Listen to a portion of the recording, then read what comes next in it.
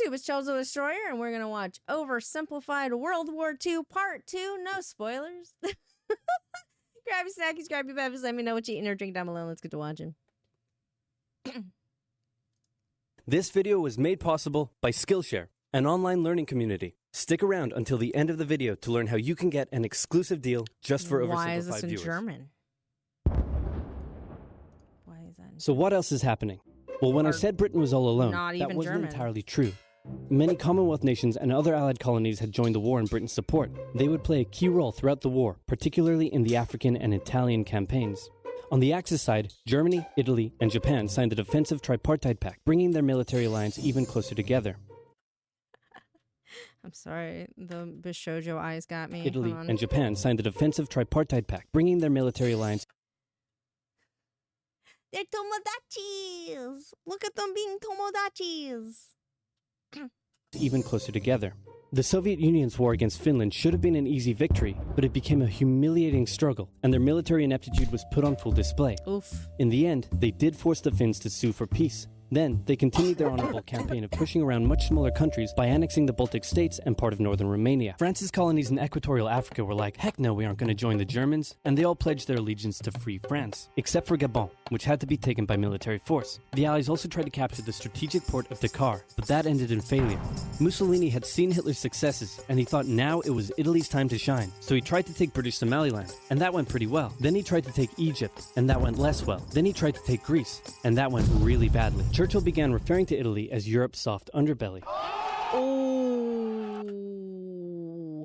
Ooh. Ooh. Get 'em. Go through Italy. He began favoring a military campaign from the south and started sending British troops to Greece.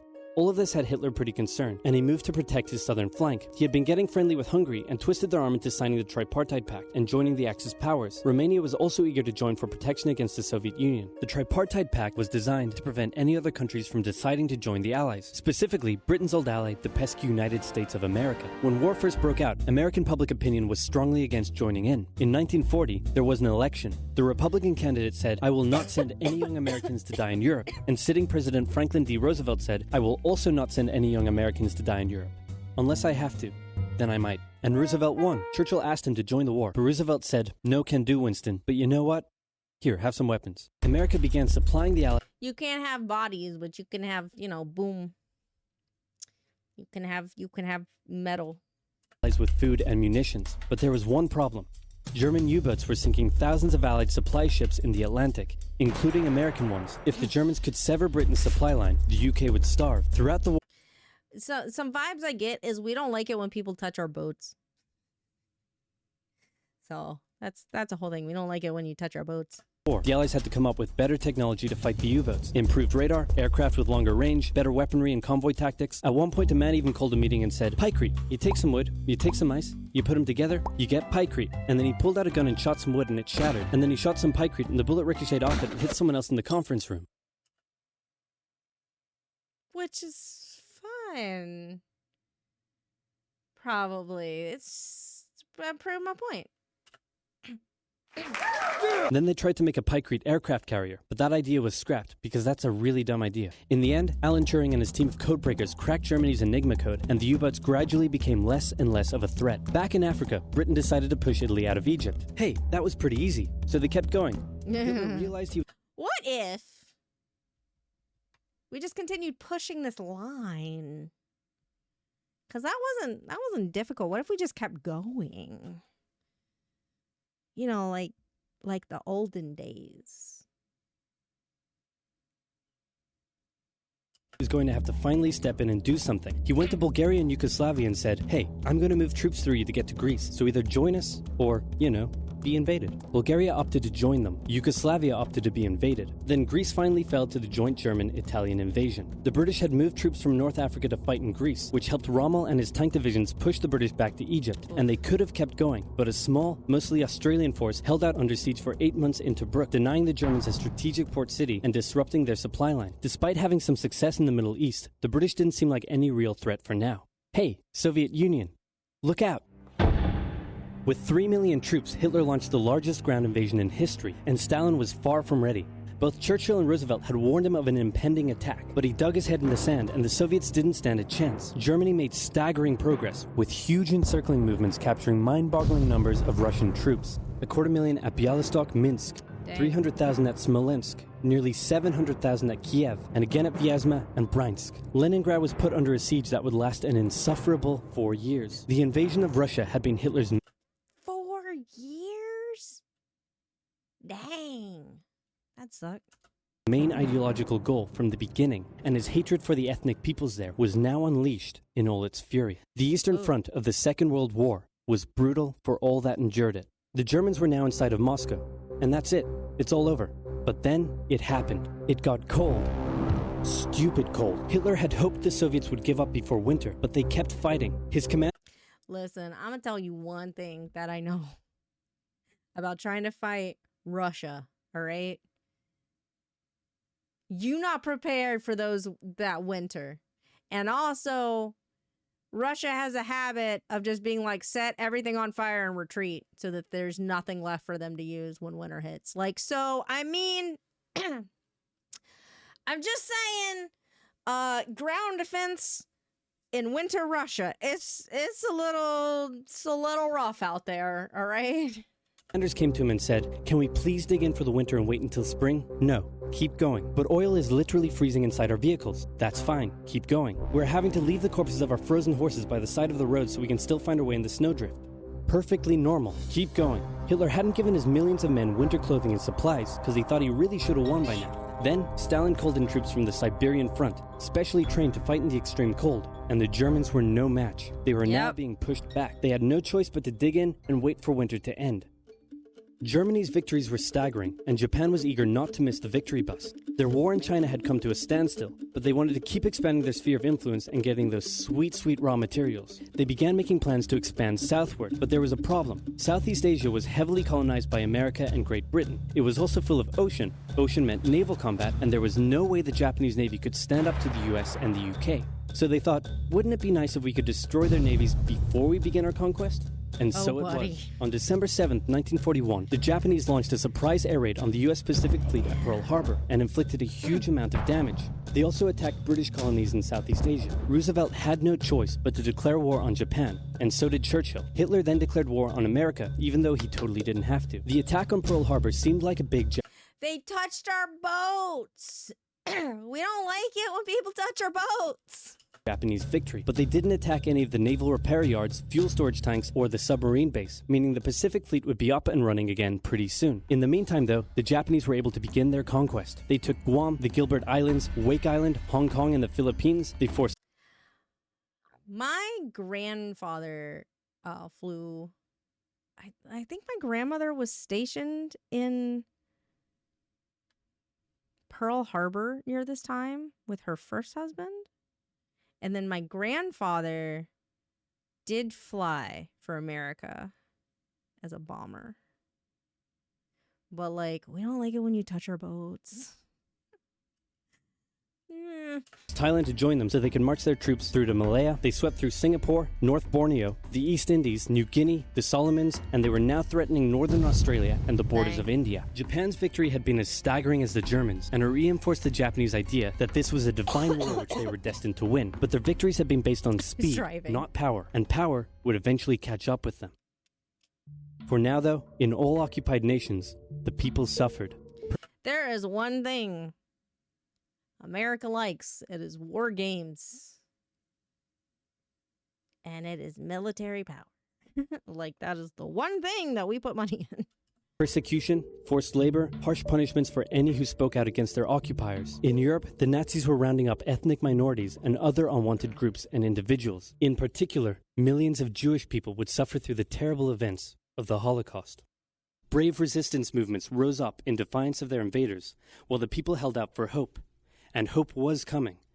Winter was over, and Hitler could continue his push eastward. But this time, he switched up his strategy. He wanted to focus on the south. His plan was to cut off the Russian armies in the Caucasus, an area full of oil, and then invade the Caucasus and take all the oil. His forces moved across the north with ease, and Hitler got cocky. He rerouted the 4th Panzer Army south early, leaving the 6th Army to complete the encircling movement alone. To do so, the 6th Army had to reach and take the key Soviet city of Stalingrad. The Russians defended it fiercely, and Stalingrad saw some of the harshest fighting of the entire war. The Soviets held up the German advance for 5 months as they battled in the war-torn city, which bought them valuable time. When the Germans had first launched their invasion a year earlier, the Soviets had moved their factories to the east. Those factories had been building a butt-ton of tanks and aircraft and getting the Soviet army up to scratch. Now, it was ready. Stalin gathered his new and improved forces around the city, and in an attack that resembled Hitler's own encirclement tactics, they began surrounding the 6th Army. Hitler's commanders came to him and said, "Hey, maybe we should retreat," but Hitler said, "No, you stay." What? The entire 6th Army was trapped and had to surrender. With complete air superiority, the Soviets started pushing westward. For Stalin, it was a resounding victory. For Hitler, an absolute catastrophe. Things also weren't looking too good for Hitler elsewhere. With America now in the war, Allied bombing over German cities reached devastating levels. In Africa, the British had pushed Rommel back again. Then they were pushed back again, and finally, after a decisive battle at El Alamein, and with American and British troops arriving in the west, the Germans and Italians were squeezed out of Africa. Japan was also already seeing its rapid success being turned around. They attempted to take the island of Midway, but the US Navy was ready for the attack, and they sank Japan's carrier. Actually, they sank a lot of them. It was a battle from which the Japanese Navy would never sank Japan's carrier. Actually, they sank 4 carriers sunk. 248 naval aircraft. A lot of them. It was a battle from which the Japanese Navy would never recover. British, Indian, and Chinese troops held the line in the harsh jungle terrain of Burma, and the Japanese suffered losses in the Solomon Islands and New Guinea. They began to realize they were not invincible. With the Axis out of Africa, the Allies had to decide their next move. Churchill still wanted to attack from the south, while the Americans preferred a full sea invasion in northern France. "All right," said the Americans, "we'll do it your way." Allied forces successfully landed in Sicily and began moving north. They also carried out bombing raids over Rome. The thing was, many of the people in Sicily had relatives living in America, and they greeted the American troops quite warmly. With the war reaching home territory, most Italians just weren't that into it. And Mussolini... So the Italians were like, "Sup, cuz?" Listen, we'll do crazy stuff like flood half of our boats to get better range. Like, look up the USS Texas. Like we'll do some stuff. Like, we're not the most, we're maybe a little unhinged in war times. That's the only thing we got going for us, to be honest. Mussolini was suddenly very unpopular. He was voted out by his own fascist Grand Council and was toppled from power. Italy immediately began negotiations for surrender. Hitler wasn't surprised and had already sent reinforcements southward. In an operation he ironically called Operation Axis, German troops quickly disarmed Italian troops in the north. The Allies continued fighting the Germans up through Italy, but then winter set in, meaning mud, and everything slowed to a halt. "All right," said the Americans, "let's do it our way as well." Germany had made itself a lot of enemies, and millions of Allied troops had been gathering in England as factories worked around the clock. Wikipedia screenshot because I'm lazy. That's a mood. That is just a mood. Like, hold on. And everything slowed to a halt. "All right," said the Americans, "let's do it our way as well." Germany had made itself a lot of enemies. Belligerents. Western allies, Germany. Yep. And millions of Allied troops had been gathering in England as factories worked around the clock producing the war material needed for a super crazy massive the likes of which the world has never seen before invasion of Europe. The Germans knew an Allied invasion would come, but they didn't know where it would land. Thanks to Allied deception tactics, they thought there was a pretty good chance it would come at Calais, but the Allies were really going to land in Normandy because it was less fortified and the beaches were nicer. Under the careful planning of General Dwight D. Eisenhower, the invasion that had been long in the making was just about ready to go. Just one thing was We good, we ready. preventing the launch, the British weather. For a short while, everyone sat around waiting for a decent day, and then it came. On the night of June 5th, over 1,000 bombers took off and raided coastline defenses, while paratroopers were dropped inland in a bit of a chaotic operation, tasked with sabotaging defenses and capturing key bridges to stop any German reinforcements from reaching the beaches. Early the next morning, the barrage came, as Allied ships fired a huge number of shells at the German fortifications, and then the landings. The Americans at Utah and Omaha, the British at Golden Sword, and the Canadians at Juneau. It was a tremendous struggle with a great loss of life, particularly at Omaha, but the Allied troops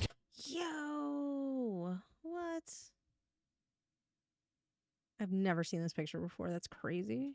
Captured the beaches, and the landings were a success. Then they began their movements inland. They took the port of Cherbourg and the city of Caen. The Americans moved south to capture Brittany. Then, in a massive disaster for the Germans, British and Canadian troops from the north and Americans from the south trapped the German 7th Army in a near wipeout encircling movement. In August, Allied troops landed in the south of France to little resistance. On one beach, all they found was a Frenchman handing out champagne. Paris was liberated, and the Germans...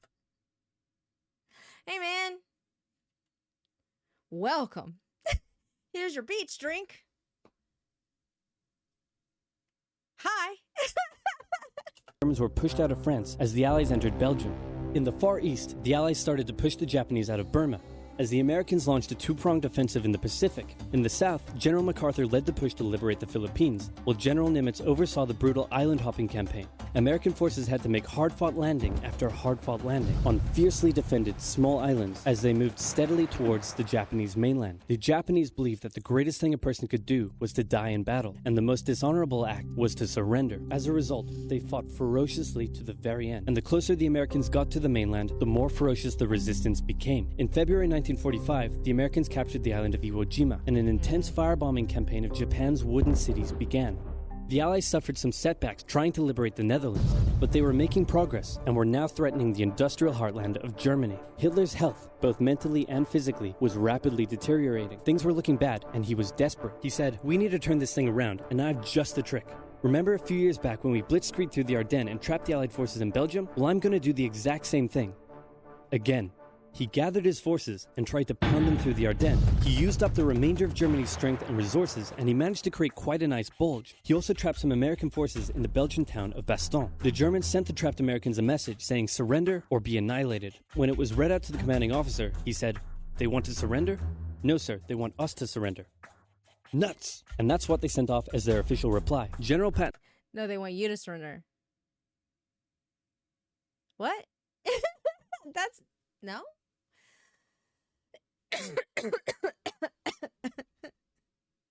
What do you mean? America, specifically the US, likes to, like, so, like, there's this whole thing about World War II about how, like, America won the war. That's not really true.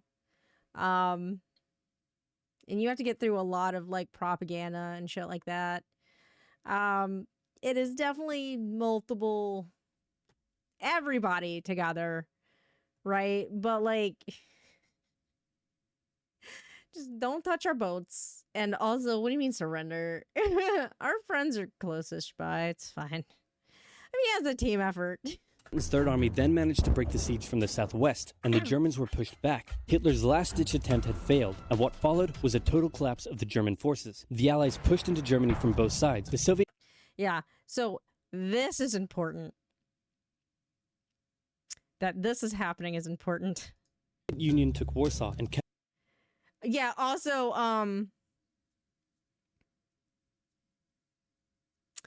the Geneva Convention exists a lot of because of Canada. So Canada's doing some stuff. We also don't talk about, like, the shady shit that a lot of countries were doing, including America. Like we had internment camps. Japan was doing some horrible things to people. We were also doing horrible things to people. Just in, of course, Germany also doing horrible things. Everyone was kind of doing horrible things to other people. Like, it was pretty bad. So... pushing to Berlin. In his bunker, Hitler realized all hope was lost. Berlin fell, and with it, Hitler's dreams of a great German empire. 2 of the Axis nations had been knocked out. 1 to go. That's not true. Canada technically was on the winning side. It's still considered war crimes. I mean, after World War I, we decided, hey, you can't use mustard gas in trenches anymore. That's now a war crime. Because that's what a lot of World War I had. We now consider that a war crime. And I'm pretty sure both sides did it. So, it doesn't really matter whose side you're on. After the fact, they can come back and be like, okay, so we did this thing and it wasn't cool and now it's considered a war crime. Don't do that anymore. Like, just saying. Americans began their assault on Okinawa, the last island before they would reach the Japanese mainland. The desperate Japanese fought hard, launching kamikaze attacks on the US ships. The citizens of Okinawa suffered through the terrible fighting, but in 2 months, the island was captured. The Allies now had to make a choice. Either continue the devastating struggle up the Japanese mainland, or they could try to coerce the Japanese into surrendering now. In July, the first successful atomic bomb test took place in New Mexico, and the destructive weapon was ready for use. America and the UK... I think that's the one that launched a, one of the testing for the atomic bomb, because they tested them on like cities. Like, I don't remember if they're real cities that they just emptied or if they built, I think they built fake cities to test it. In the desert, and a manhole cover got launched into space. They built fake cities, yeah. So a manhole cover, I'm pretty sure, was the first man-made object to be launched into space.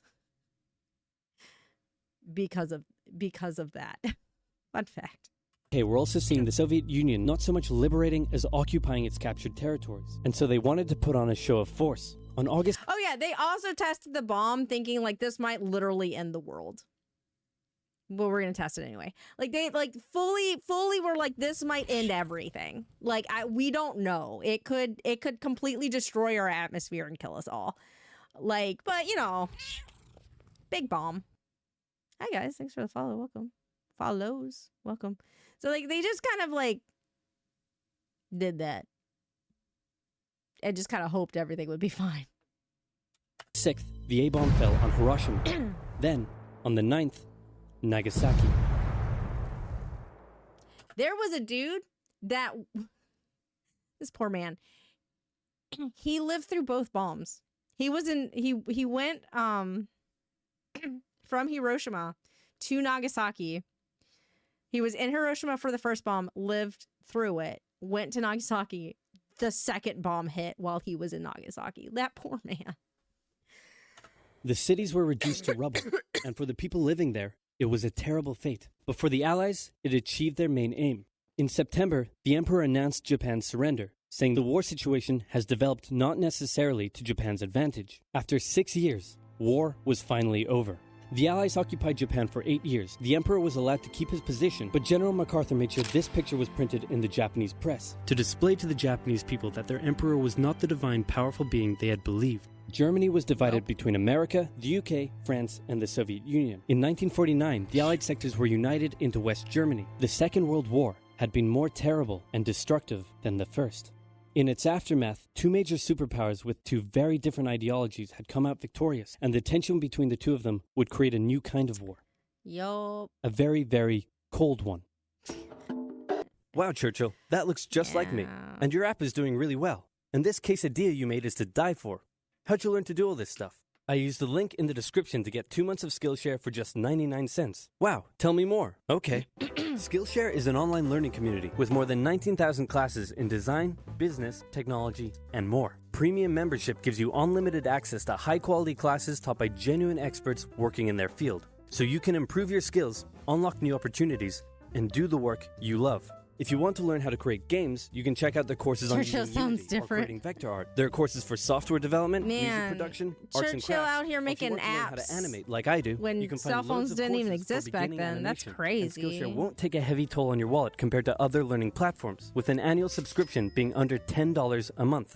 If you'd like to give it a try first, then I've got a deal just for Oversimplified viewers. The first 1,000 people to use this link, can see the which future. can also be found in the description, will get their first 2 months of Skillshare for just 99 cents. That's right, just 1 cent short of $1. So be sure to sign up using the link in the description, improve your skills, and learn something new today. Hey guys, if you wanna improve your skills, go to Oversimplified and click on their link for Skillshare. Hitler oversimplified. But yeah, we don't really talk about how the Soviet Union was another driving force on why the war was won. I say we, like in America, that's not really talked about.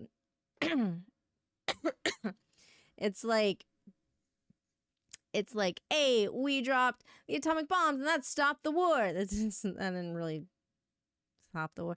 It's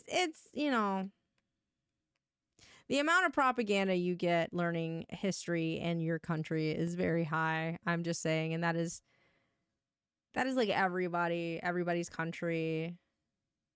You view the world and world history through the lens of your own country, and so you learn about it through the lens and the views of your own country.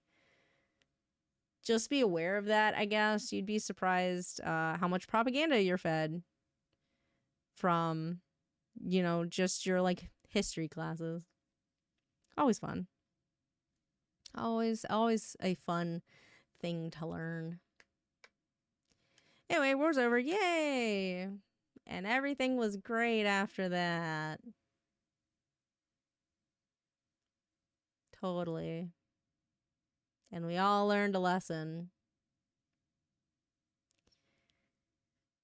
Totally.